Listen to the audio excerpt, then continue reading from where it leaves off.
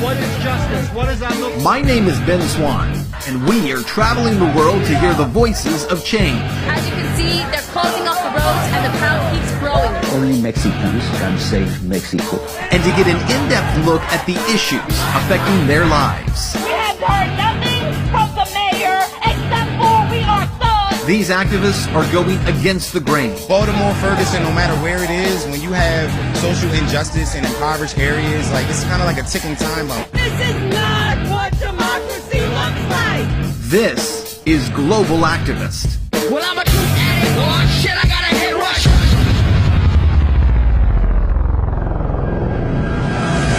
Hey there guys, Ben Swan here, and I am so excited to officially announce to you today the creation of the first ever show dedicated to activists and global protest movements. That's right, the name of the show is Global Activist, and there's nothing like it on television, streaming, or cable. Here's a sneak peek, take a look. Mexico City, one of the most populated cities on Earth, the center of multiple cultures and empires for thousands of years, and now ground zero for a rising justice movement in Mexico. How was your brother killed? In September of 2014, 43 college students in the small town of Iguala, Mexico were murdered. The mayor of that small town and his wife charged with ordering their deaths. But what started out as a few dozen parents demanding answers has exploded into marches and protests of over 50,000 people at a time. We're underneath the Angel of Independence in the center of Mexico City, and there are tens of thousands of people around us. They are demanding justice, and they are demanding reform. So these students are carrying a giant flag, but it says, "The state is dead." To understand how these protests got started, we sent Jasmine Monroy to speak with some of the family members of those 43 missing students.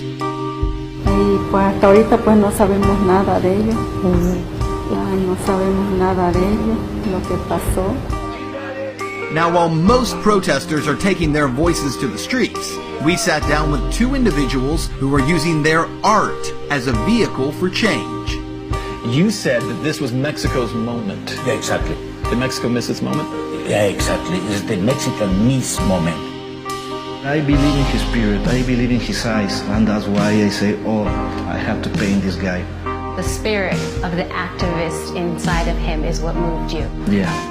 What we have seen while we were here was an incredible outpouring of people from different groups, different coalitions, walks of life, coming together under a single cause. They want justice and they want reform.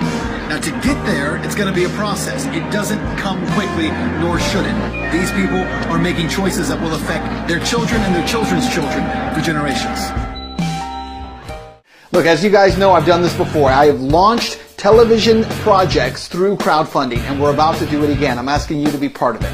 All you have to do is go to our Indiegogo page, watch the sizzle, and when you're done, I'm asking that you would consider, just consider, donating and being a part of this project. $5, $10, $50, $100, whatever it takes. I truly believe we are living in the single largest protest movement in all of human history. And yet, it's covered so little by media. It doesn't really surprise me. It probably doesn't surprise you all that much. But the fact is this, we don't have to sit around and wait for some broadcasting entity, some network to decide that they care about this subject. We're able to do it with the power of streaming and the internet. We can do it ourselves, together, you and me. Look, at the end of the day, this is not a show about people who are sitting around waiting for the world to change on its own, because they know that it won't. These are people who are out there changing it. I hope that you'll partner with me. Let's create this show together. Well, I'm a true addict.